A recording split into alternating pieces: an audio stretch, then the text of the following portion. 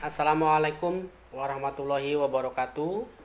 Salam sejahtera bagi kita semua. Anak-anakku sekalian, siswa baru SMP Negeri 8 Karawang Barat. Selamat datang, selamat bergabung dengan kami di SMP Negeri 8 Karawang Barat. Anak-anakku sekalian, Bapak memperkenalkan diri. Nama Bapak Mimin Suherman, SPD MPD. Bapak mengampu pelajaran olahraga atau PJOK. Tapi kali ini Bapak tidak akan memberikan materi atau pelajaran olahraga, tapi Bapak memberikan materi masa pengenalan lingkungan sekolah tentang wawasan Wiyata Mandala. Apa itu wawasan Wiyata Mandala?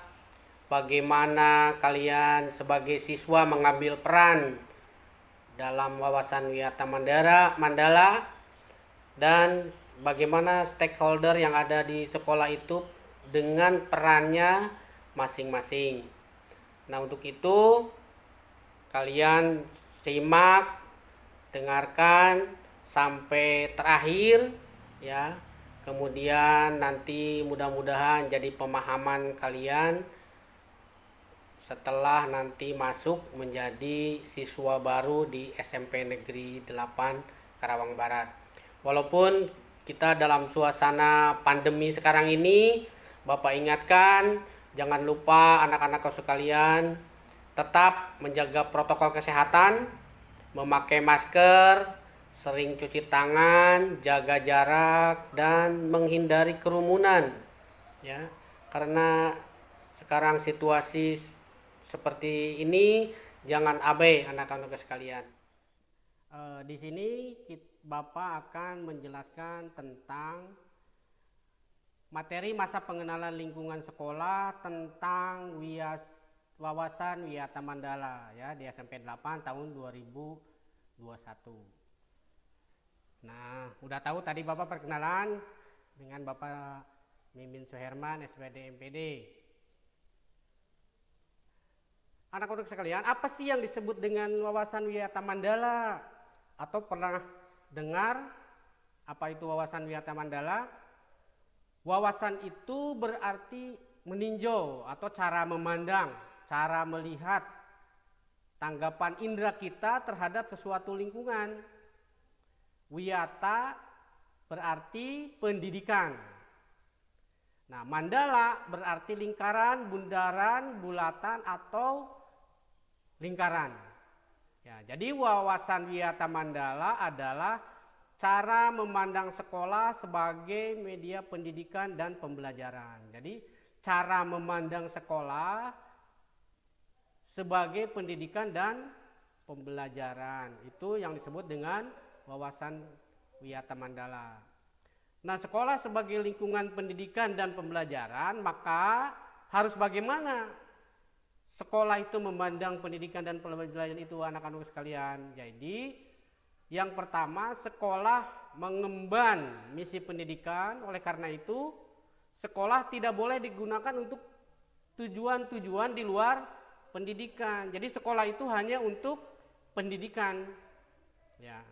Kemudian sekolah harus benar-benar menjadi ciri khas masyarakat belajar di dalamnya.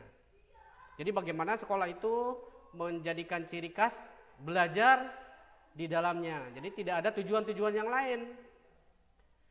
Kemudian sekolah terus-menerus menggali, mengenal, memahami, menyadari, menguasai, menghayati, dan menyampaikan nilai-nilai positif ya pada sekolah. Jadi yang harus digali atau dipahami itu nilai-nilai positif ya, nilai-nilai positif.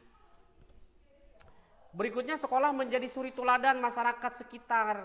Jadi sekolah itu jangan sampai menjadi contoh yang jelek buat masyarakat sekitar. Nah, untuk memandang sekolah sebagai Wiyata Mandala itu ada 5 komponen penting ya. Cara mewujudkan wawasan Wiyata Mandala itu ada 5 komponen yang penting. Apa itu? Yang pertama, peran kepala sekolah. Yang kedua, peran guru. Yang ketiga, peran sivitas akademi, kemudian peran murid dan peran masyarakat. Ya. Nah, sekarang peran kepala sekolah itu seperti apa? Tanggung jawab kepala sekolah itu seperti apa dalam wawasan Wiyata Mandala di sekolah itu? Berwenang bertanggung jawab penuh terhadap penyelenggaraan pendidikan di lingkungan sekolah. Jadi yang punya wewenang dan tanggung jawab penuh itu adalah kepala sekolah. Yang kedua, kepala sekolah dihormati dan berwibawa. Artinya siapapun yang berkepentingan dengan sekolah harus melalui kepala sekolah. Jangan ujuk-ujuk yang lain mengambil keputusan, ujuk-ujuk tamu datang ke sekolah tidak melalui kepala sekolah. Semua aparat sekolah tidak boleh bertindak sendiri-sendiri, melainkan atas seizin kepala sekolah. Jadi harus seizin kepala sekolah. Kepala sekolah melaksanakan program-program yang telah disusun bersama komite sekolah. Jadi program sekolah itu harus disusun bersama komite sekolah dan dewan guru. Kemudian menyelenggarakan musyawarah sekolah. Nah, melibatkan komite sekolah, tokoh masyarakat, dan pihak keamanan setempat. Itu yang harus dikerjakan oleh kepala sekolah. Kemudian menertibkan lingkungan sekolah, baik yang berbentuk sarana maupun peraturan atau tata tertib. Jadi sekolah itu biar teratur, kemudian lingkungan sekolahnya biar baik, perlu ada aturan-aturan dan tata tertib. Kemudian mengadakan rapat koordinasi yang bersifat insidentil. Yang selanjutnya adalah peran guru. Peran guru di sekolah bagaimana? Yang pertama, menjunjung tinggi martabat dan citranya, baik sikap dan tingkah lakunya. Menjadi tauladan di masyarakat. Jadi pamong, guru itu harus jadi tauladan di masyarakat. Kemudian guru harus mampu memimpin baik di lingkungan sekolah atau di manapun atau di luar sekolah. Digugu dan ditiru, dipercaya oleh diri sendiri dan warga.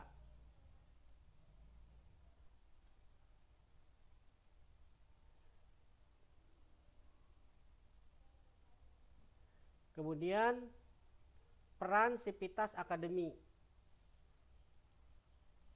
tata usaha, harus mendukung kepentingan administrasi dalam rangka proses belajar mengajar di sekolah.